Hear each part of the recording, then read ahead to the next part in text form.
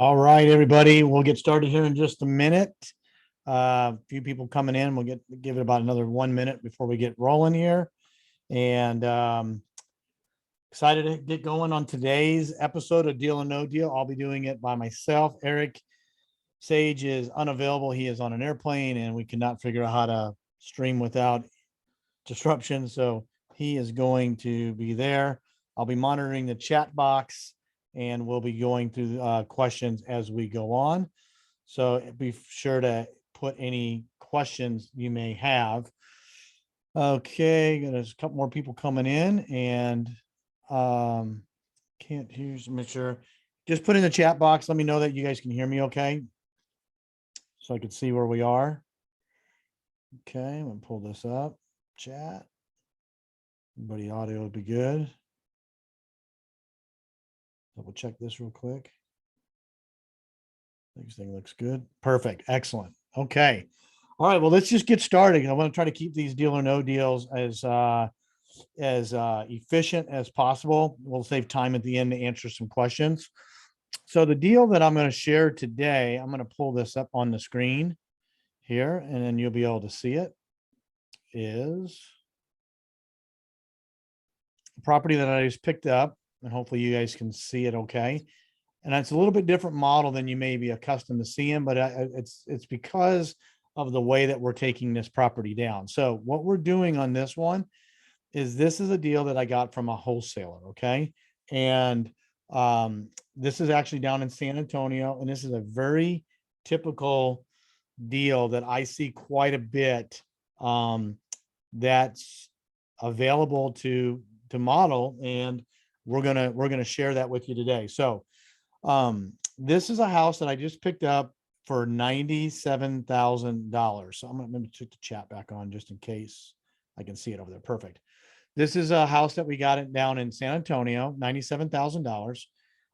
I think we're gonna turn around and sell it as is without doing any construction, any repairs, at $150,000.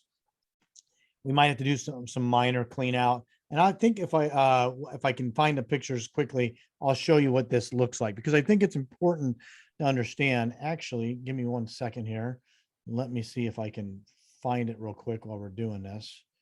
I think I have it here handy. So I think it's important to set the tone on what these properties look like. So let me get to the screen real quick. I think it's in this folder right here. No deal. Thought it was right here. Where did I put it? Oh, it's in this folder here. Yeah. Okay. Super. Let me share this with you here. And let me admit Michael here. And I got to switch back over to this other screen. Give me 1 second. A little hard doing everything on my own, but that's okay. We'll get through it. We go to shared screen again. So you can see the new share. Here we go. Okay, so here's the property right now. Just somebody throw in the chat box that you can now. You should be able to start seeing pictures now. Just let me know that you can see the drive pictures. Perfect. So here's the house right here. I'm just going to scroll through these fairly quickly. We're not going to talk about it, but these are things that I look for and I see of value when we do these deals, especially when we're going to turn around and seller finance and create the notes. So here's the house. I can tell already the roof's good, the exterior's good. We get into the inside. 6-panel door, that's nice. I can already tell that some of the light fixtures have been updated. I can't tell the floor in that picture, but it's a pretty clean house. Go through some of this stuff here. Kitchen's a little small. That's okay. I mean, these are how these mid-century houses are built. This is the garage conversion. So they're already done inside to make an extra bedroom out of it, which is good for square footage. Got some paneling stuff, electrical box, but then some of the other major stuff that I see, that's a pretty decent looking water heater. Okay. Where's the, I want to find the other pictures of the, where is the, let me close this down. I want to show you, like there's like, here is, I don't want to go through them all. Let's look at the bathroom. That's another big one. So I go to the bathroom here. This bathroom is pretty decent. I can see it's already got tile. It's already got an upgraded bathroom, probably was done in the last 5 to 10 years. That's good. And then on the other major stuff, I can't see foundation, but look, let's look at this furnace right here. This furnace is almost brand new there. And the outside condenser is almost new too. So this is absolutely a grade A property that we can sell as is. So I'm going to go back to the model, switch back over here real quick and get going on that. Pull this back up. So that's what I looked at and that's what I saw. That's what was so attractive to me on this deal. So in this neighborhood, these houses based on this size are going from anywhere between $185,000 to $200,000 on a full remodel. Okay. With granite kitchen, counters, the whole 9 yards. But we're not going to go there. We don't need to go there. We can save that for somebody else to go and do. So here we go. So let's go through this model. So we're going to acquire this at $97,000. Okay. My sale price, I set at 150. I actually will probably sell it for more, but I just want to show conservatively what I think it will go for. I put $2,000 in there into for just rehab expense. Maybe it's, I don't know, fixing something. It's pretty minimal. The idea is that if I'm in Dallas and the property's in Austin or the property's in Ohio or whatever, we want to do as little on this in this model as possible. So as we go through this model, we're going to get 15%, $15,000 down, which is about 10% or is 10%. And we're going to be in and out of this thing.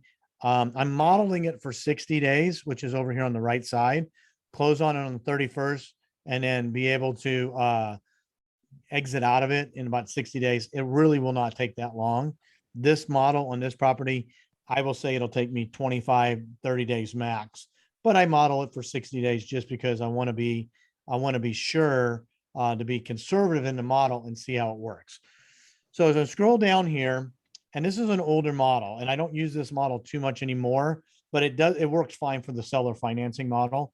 And I'm down in this, I'm in this area right here now. And so as you see, these are the different exits. So if I was to sell it retail, then I would net about $35,000. If I sold a full note, created a full note, I'd make about $20,000. If I wholesaled it, I can make $15,000. And the model we're going to talk about today is the hybrid model, which is some cash today, cash flow over time, and then a lump sum payout. So as we go through this, I'm going to actually take this down with hard money. So all these numbers in red are all the costs and expenses I'm going to incur to control this deal. I'm actually going to pay for it. I'm going to close on it. I'm going to take possession of it, and I'm going to use hard money to do so. So if we go down these numbers here, I'm going to look at this seller financing column right here, because this is the main column. I'm going to sell it at 150. We talked about that. My first lien, my value of the first lien is going to be 75% of the sale price. And I'm going to sell that at a slight discount. And I'm going to make the net on that first lien is going to be 108,563. And if you look at the actual first lien value, it's actually 114. So in this situation, I'm given about a $6,000 discount if the math is right, which it should be. Oh, you know what? Give me 1 second here. This number is off by one little bit. Let me change it. That's the beauty of the modeling is you do what if scenarios in there and you want to make sure you don't forget to put something back. I didn't think the discount was that much. So the lien is worth 112,500. I'll sell it quickly for a $4,000 discount because I need to get the cash back out, and then we'll go from there. So let's go down this column here. I'm going to get $15,000 down. Okay. And then we have my cost basis of 97,000. All these number in reds. I got $1,980 in hard money points. Got processing fees. I got interest expense. I've got rehab costs in at $2,000, which I could take out very easily. I got a marketing acquisition fee in here, which is set at 3%, which is at 3%, which is this calculation over here. Actually, I got it at 3.5%. Figure you list it for and sell it. Now, if you sold this on your own, you can surely do whatever you would save that money, but I just put it in there for modeling purposes. We usually don't pay that, but I always like the model there. You're going to have closing costs, depending on how you structure it. You're going to have closing costs that you're going to have to pay to the title company. You might have to sell their concessions.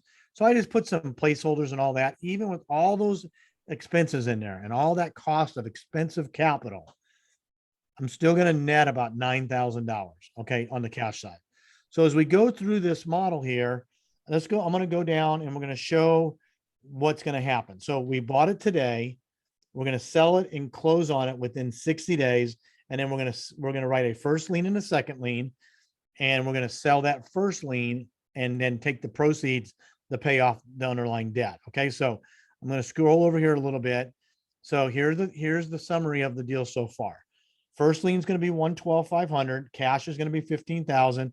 Second lien value is going to be $22,500. I'm going to write the first lien at 9.5%. I'm going to write the second lien at 10.5%.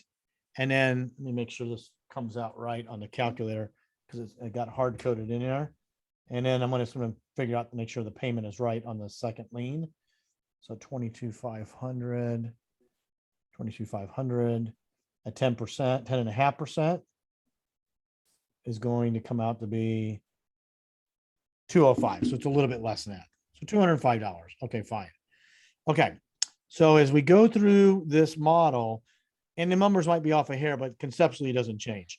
We write these notes, we write the first, and then we owe debt on this property. So I'm going to take this first lien, and that's what we talked about. I'm selling because I can't carry 13% hard money for a long period of time. So it's only used to be able to actually structure the deal.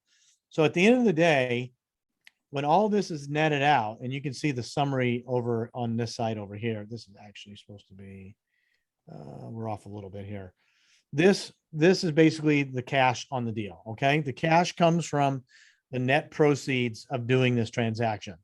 So what does that mean for us? It means we bought it today. We sold it. We didn't do any repairs. We either took it down with hard money or cash or with IRA funds, whatever it is.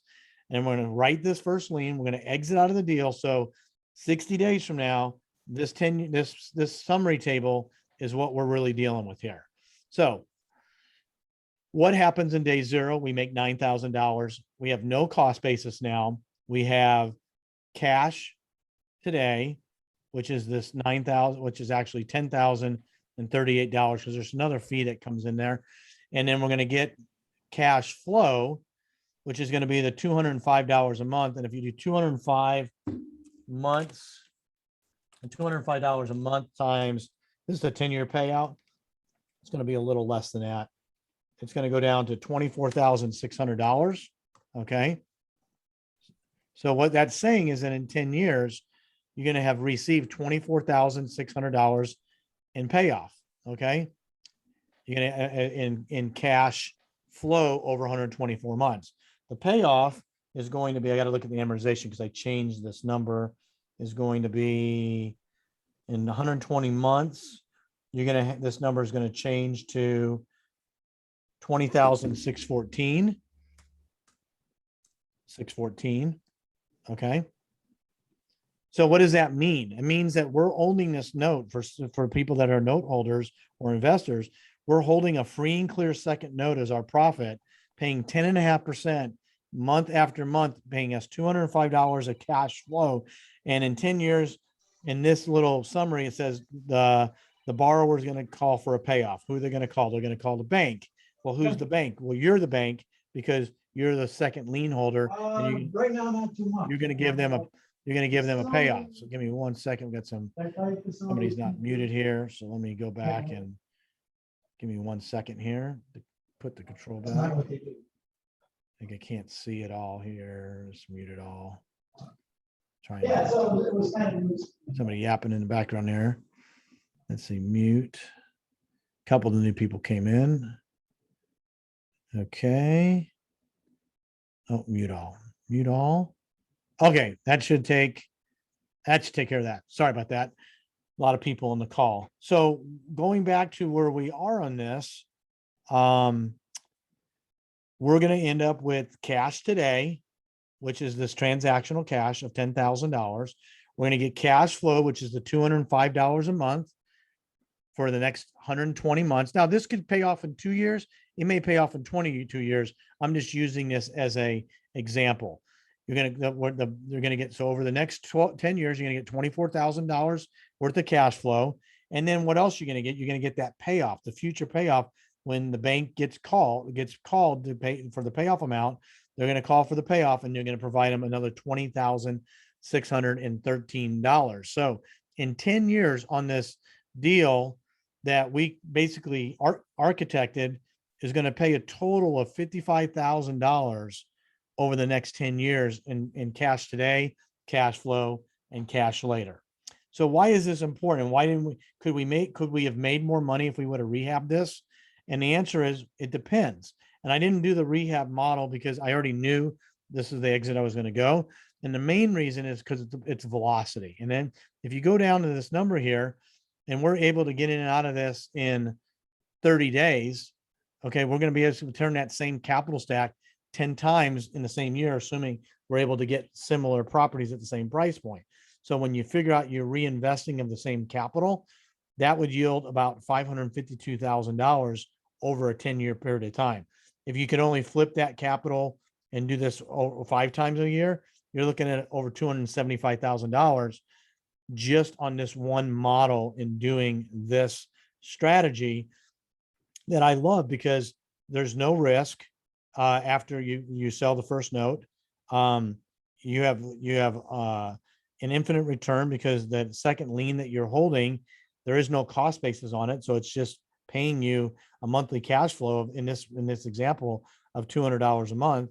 And you did get some cash on the deal, which is $9,000. I'm actually going to make more money than the wholesale that I bought it from, because they were going to probably make about a $5,000, maybe a $7,000 assignment fee. all I'm going to do is go find a different buyer that they don't have access to or don't know how to structure, because they don't understand creative deal structuring and creating the notes. So I am going to leave this up for a second. I'm going to go to the chat real quick and answer some questions, and let's see what we have. And we can do this. Give me 1 second. I went to full screen. Try to get this a little bit smaller here.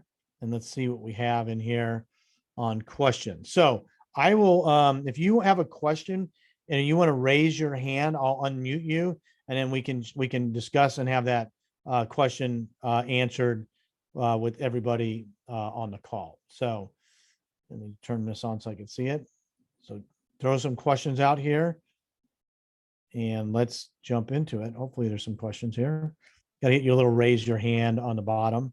And if not, that's fine too. And hopefully did a good enough job of explaining this to you. Let's see it. Just going through the chat real quick. Let's see here. Do stop share.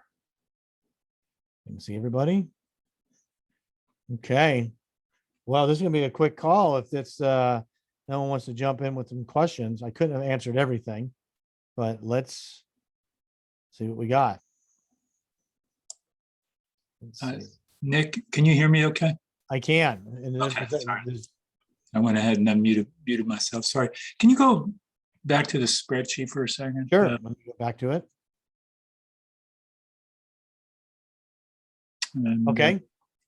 So you've got, in fact, if you could scroll up a little bit so we could see and now if you'll come down just so I could see the bottom of there you go, right there. This one right, are you looking at this right here in the middle? Yes, indeed. Okay. So the different exit options you said, retail, note, sale, wholesale, and seller finance. Why are the 3 in green, net cash, but then you've got red for seller? Yeah, because when this was modeled out many deals ago, we had a little red light, yellow light, green light thing. So our minimum requirement that we wanted to see profit on seller financing would be a green bar. So since this falls below that $10,000 threshold, that's why it shows as red. It doesn't mean it's negative. It just means what it is. Probably was a poor choice of thing, but I didn't write this the program or the macros in this, and I just never went and changed it. I know what it means. We've actually upgraded this model, but I like this model for this type of demonstration, because it's quick and I can get through it a little bit easier and we can sort of see everything on one screen. So that's all that it means. And in all honesty, we would not probably sell this at 150 retail. We would probably have to sell that at probably closer to 90% of that number. Oops, Command Z. So this is probably selling it closer to 140. But here's the challenge with selling retail to a retail buyer. One, it's 100% transactional. You're completely out of the deal. So there is no cash flow or future payout. Number two, you're probably going to have to be dealing with inspections and appraisals. And is that going to appraise and inspect without doing anything? Maybe not. And if it doesn't, then you got to make a decision. Do you do the repairs? How long is that going to take you to go through the underwriting process and find out after the fact? That's why we don't do it. In all honesty, I don't think it's, I like this other model better because I like to stay in the deal as long as possible. So, sorry, excuse me. Do you have Go any, you showed some pictures. You showed the garage had been converted to a bedroom.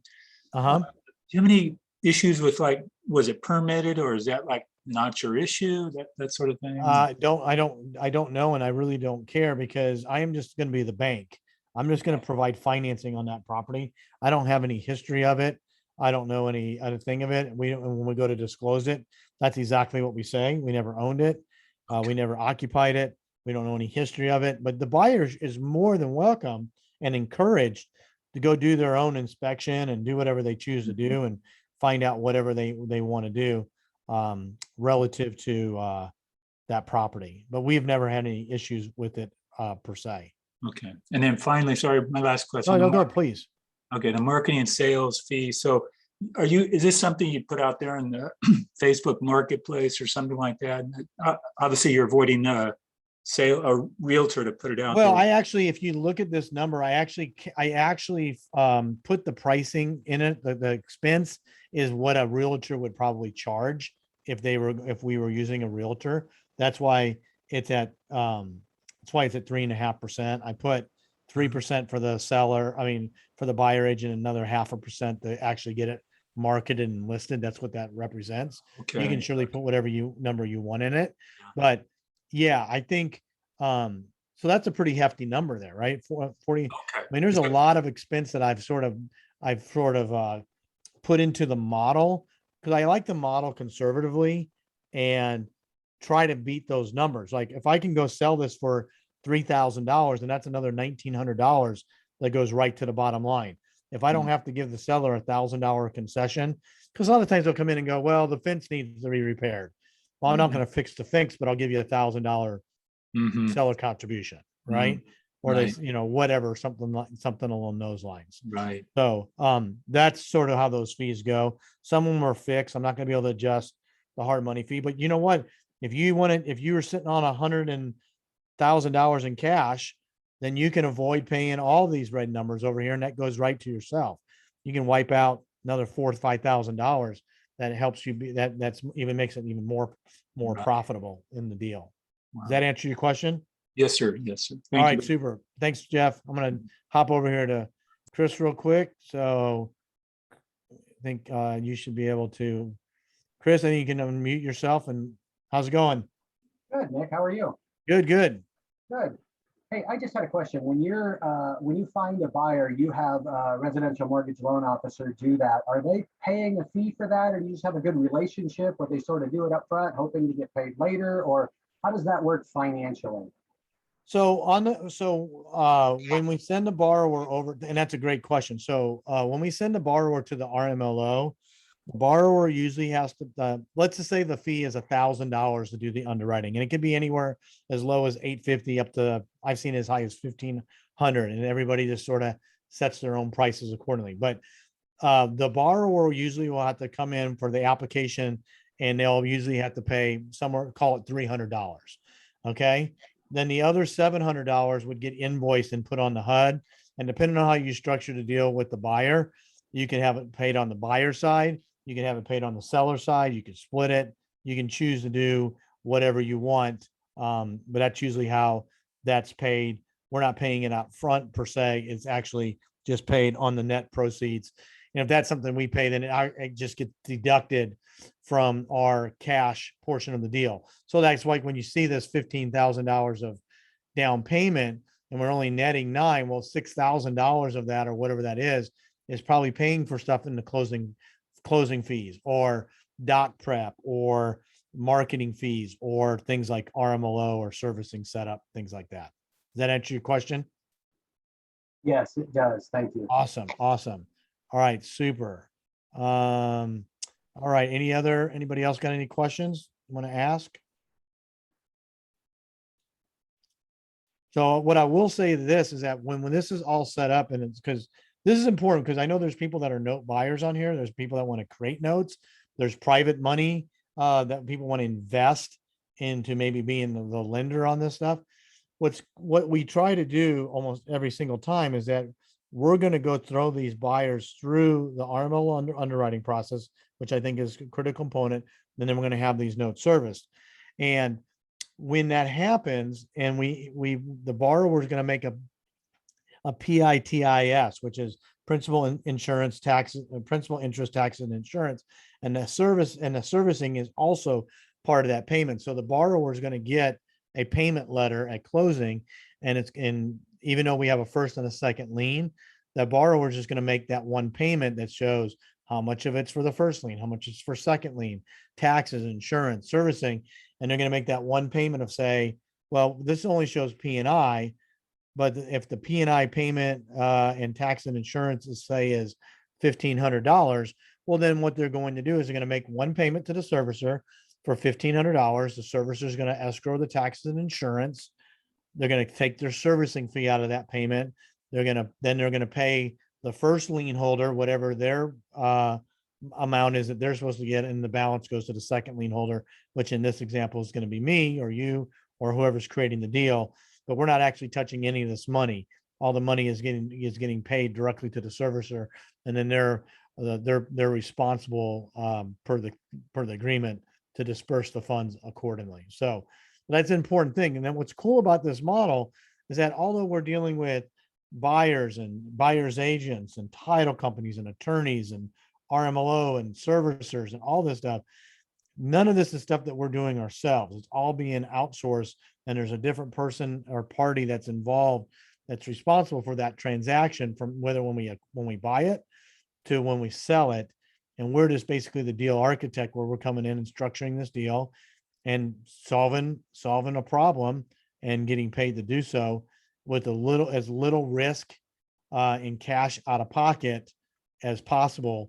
Because in this case, I haven't decided yet. I put hard money in here, but I could very easily have just gone in and I usually would take this out of a different type of an account, but because I have to close it so fast and I'm traveling, it's just much easier to submit the information to my hard money lender and let them do the rest, because I'm literally actually leaving today and I'm going to be gone a week, and it's going to be easier just to have them process it. But this kind of deal I've done with cash. I've done some of the stuff in retirement accounts, things along those lines. Make sure you talk to your administrator if you're going to do something like that. So it's not considered self-dealing, but I'm not a attorney. I'm not a CPA. I'm not a financial advisor. So any questions regarding that, those kind of questions, I would defer that to whoever your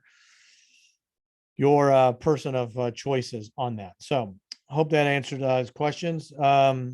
Anybody else have any questions? Got quite a few people on here. I just want to make sure we get to them all, because this is the time to ask.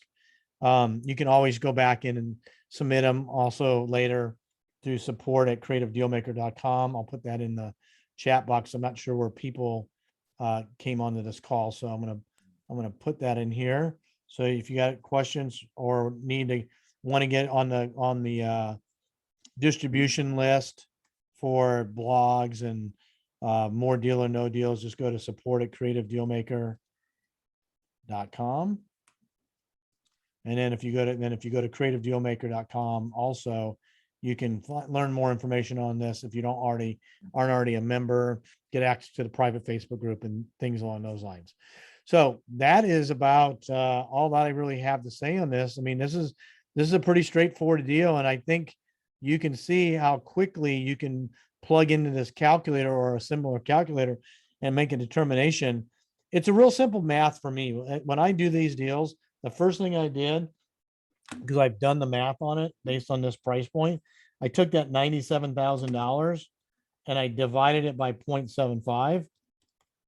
And that told me that for this to be a deal, I would have to, without having any cash out of pocket, I'd have to be about $129,000 on the sale price. So if I go back in here and I show you this real quick, and I change this sales price to say 130, let's see what happens to the numbers. See how close it gets. So now what it does, it took me down to about $5,000. So if I didn't want to have any cash out of it, probably 135 is probably the number. So if I sold it at 135, it would cost me $1,468, but my lien is going to also go up. My second lien is going to go up. So I'm going to get more of a payment on that. So, I mean, I'm sorry, that won't happen on that, but the value's gone down. So I already know that there's no way that I can't sell this for more than 135. So that's sort of my break even point on this deal, on how I model it. You know, honestly, we'll follow back up on a follow-up call, and we'll go actually to the actual and see what it really comes out to be. Because I always like to, you know, this is a forecasting model, right? That's what we're basically doing here. Because you want to be able, when you get deals come across your desk, you need to make a determination pretty quick whether it's a deal or not a deal, and you have to make certain assumptions based on the information you have. And I knew right away that this was every bit of $130,000 or greater. And as a result of that, I said, I'm all in, I'm doing it, knowing that I could probably get closer to 160, maybe 165, and still keep things in value. So, yes, there will be a replay later. However you got to this link, you'll get a follow-up email once it gets posted in the either in the Facebook group, on YouTube, or on the creativedealmaker.com site. So yeah, and then all the archives will be there as well. All right, good. Well, if there's no more questions, I'm going to give you going once. There's your chance. Don't be afraid. Yeah. Okay. So you said you're leaving for a week. You're going to be out of pocket completely, or No. I'm just gonna go work from the beach for a week instead of Texas. So no, we're still working. You know, we're gonna do another Deal or No Deal live next Tuesday. I think it's the same time. So if anybody that's already registered to get correspondence, they'll get another invite. And we'll probably do a little bit more of an in-depth detail. I'll have Eric back then. We'll maybe go into a little more complex deal. But these deals right here, like using the hard money, these are everywhere. I love these deals because you can get really good deals pretty much anywhere, and you can do them from anywhere without having to really go in and do a lot of heavy rehab or construction. So this is really what this is one of the ways that we built that, you know, model, which is about going after, you know, really trying to get to a cash positive position as quickly as possible. And then from there, going into a cash flow and then a lump sum payout at some point in the future, whenever that note gets paid off. So yeah, so Tuesday will be a good one as well. Of Eric back driving, helping drive this and answers the questions and things along those lines. So again, the replay will be made available. So you'll get access to that. It'll probably be later today or tomorrow. So if you came in later, want to go back and revisit it, it'll be available. And if there's no more questions, we're going to sign off. So I'm going once for questions, going twice for questions. No more questions. We're out of here. We'll see you on the next Deal or No Deal live next Tuesday. Guys, have a good day. Take care.